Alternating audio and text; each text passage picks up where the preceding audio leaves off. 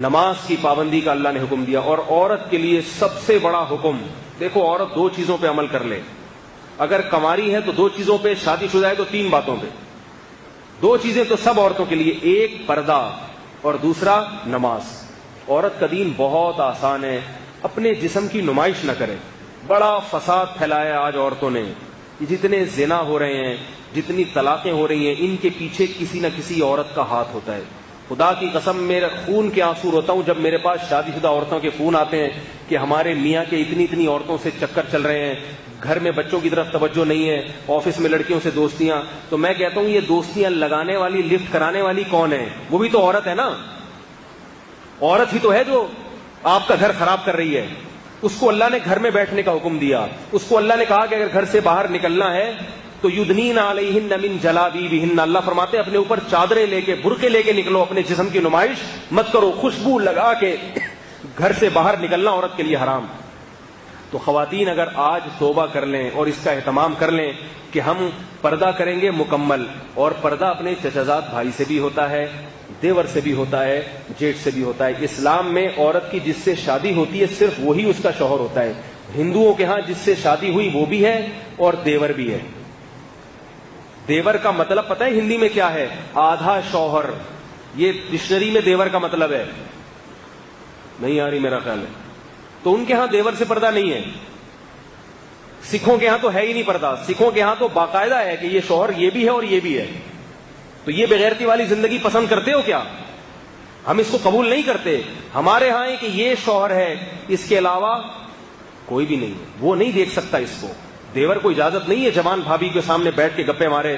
سالیوں اور بہنوئی کے جو ہے نا کتنی بری خبریں آتی ہیں، ایسی باتیں کرتے ہوئے ممبر پہ جو ہے نا شرم اور حیا آتی ہے۔ برائی کا تذکرہ کرنا بھی برائی کی اشاعت۔ کتنے فون آتے ہیں خواتین کے کہ میرے میاں مجھ میں دلچسپی نہیں لے رہے، بہن میں دلچسپی لے رہے ہیں۔ میری سالیاں آ رہی ہیں، گپے لگا رہی ہیں بہنوئی سے۔ بہنوئی دیکھتا ہے میری والی تو بوڑھی ہو گئی، یہ جو جوان ہے نا، جب یہ تو انسان کی فطرت ہے، جب وہ جوان کے سامنے بیٹھے گا تو اپنی والی اس کو پرانی لگے گی۔ اس کے 10 بچے ہو گئے ہیں، وہ پرانی لگ رہی ہے، اور یہ کیا ہے؟ بالکل نہیں۔ تو وہ ادھر توجہ جاتی ہے اس۔ تو اللہ نے سالی کو کہہ دیا کہ تمہیں بہنوئی کے سامنے بیٹھنے کی ضرورت نہیں ہے، تمہیں اجازت نہیں ہے۔ اگر وہ پردہ کر لے گی تو اس کی بہن کا گھر بھی بچے گا کہ نہیں بچے گا؟ ہے بھائی، اس کی شوہر کی ساری توجہ کس طرف رہے گی؟ لیکن اس کو ہمارے معاشرے میں برا سمجھا جاتا ہے۔ اگر پردہ کر لے گی نا تو بیوی ہی کو اعتراض ہوتا ہے، میری بہن نے میرے شوہر سے پردہ کیوں کر لیا؟ بے وقوف، اسی کو اعتراض ہوتا ہے۔ او بھائی تیرے فائدے کے لیے اللہ نے اس کو حکم دیا ہے، تیرے فائدے کے لیے۔ مائیں روکتی ہیں اپنی بہوؤں کو پردہ کرنے سے، مائیں۔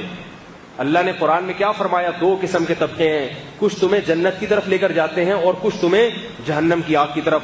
جو ماں اپنی بیٹی کو شرعی پردہ کرنے سے روک رہی ہے وہ ماں نہیں ہے، وہ اپنی بیٹی کے لیے ڈائن ہے، ڈائن۔ وہ اپنی بیٹی کو جہنم کی آگ کی دعوت دے رہی ہے۔ ساس اپنی بہو کو اگر پردے سے روک رہی ہے، ساسوں کو بڑی تکلیف ہوتی ہے کہ میری بہو جو ہے میرے دوسرے بیٹوں سے پردہ کیوں کرتی ہے۔ یہ بڑے واقعات سامنے آتے ہیں، ساس کو تکلیف ہوتی ہے میری بہو پردہ کیوں کر رہی ہے میرے دوسرے بیٹے سے۔ بھائی اللہ کا حکم ہے، بہو کے لیے اجازت نہیں ہے کہ اپنی ساس کی بات مانے۔ بعض شوہروں کو تکلیف ہو رہی ہے کہ میری بیوی میرے دوستوں سے پردہ کیوں کر رہی ہے۔ جس میں غیرت ہونی چاہیے تھی، جو پردے کی ترغیب دیتا وہی پردہ اتارنے کی ترغیب دے رہا ہے۔ تو عورت اگر پردے کی حفاظت کر لے، دیکھو کیسی عفت تھی۔ حضرت فاطمہ رضی اللہ تعالی عنہ نے وصیت کی، میرا جنازہ رات کو لے کے چلنا، رات کو میرے جنازے پہ بھی نظر نہ پڑے کسی کی۔ کہاں گئی وہ عفت، کہاں گئی وہ پاک دامنی، کہاں گئی وہ حیا؟ کیسے اپنے جسموں کی کپڑے دیکھو، لباس دیکھو، مختصر ہوتے چلے جا رہے ہیں۔ بچیوں کے لباس دیکھو، کچھ بھی نہیں ہوگا ان کے جسم پہ کپڑا، اور بیٹوں کو پورے کپڑے پہنائے گئے ہوں گے۔ ہاف آستینیں بیٹیوں کو پہنائی جاتی ہیں اور بیٹوں کو فل آستینیں۔ یہ کیا ہو رہا ہے ہمارے معاشرے کو؟ کہاں کو جا رہا ہے بھائی؟ ان چیزوں کو روکنے کی کوشش کریں۔ اگر ہم قرآن پر ایمان رکھتے ہیں، ہم مسلمان ہیں، حیا والے لوگ ہیں، انگریز نہیں ہیں، انگریز نہیں ہیں۔ ان کے ہاں سب حلال ہے، سب حلال ہے، درندے بن چکے ہیں وہ۔ ابھی دیکھو نا، ایک کلب میں کسی پٹھان نے جا کے فائرنگ کر دی، سب کو مار دیا۔ ہم جس پرست، میں نہیں کہہ رہا کہ وہ قتل کرنا جائز تھا یا اس نے صحیح کام کیا، میں یہ نہیں کہہ رہا، لیکن اس سے اس معاشرے کی گندگی کا تو پتہ چلتا ہے۔ کلب بنے ہوئے ہیں لڑکوں سے لڑکوں کی بدکاری کرنے کے لیے، تو کیا تم بھی یہ چاہتے ہو تمہارا کلچر بھی مستقبل میں ایسا ہو جائے؟ تو یاد رکھو، آج وہ جس اسٹیج پر پہنچے ہیں اچانک نہیں پہنچ گئے. پہلے ان کا کلچر بھی ایسا بنا تھا جیسے آج ہمارا ہے, مگر ان کے بڑوں نے اس کلچر کو تبدیل کرنے کی کوشش نہیں کی. نتیجہ کیا ہوا؟ برائی ہوتے ہوتے وہاں تک پہنچ گئی ہے. اگر ہم نے اپنے گھروں پہ, اپنی بیٹیوں پہ کنٹرول کرنے کی کوشش نہیں کی, معاشرے میں کو پردہ کرانے کی کوشش نہیں کی, تو یاد رکھو ہمارا مستقبل بھی پھر ویسا ہی ہوگا.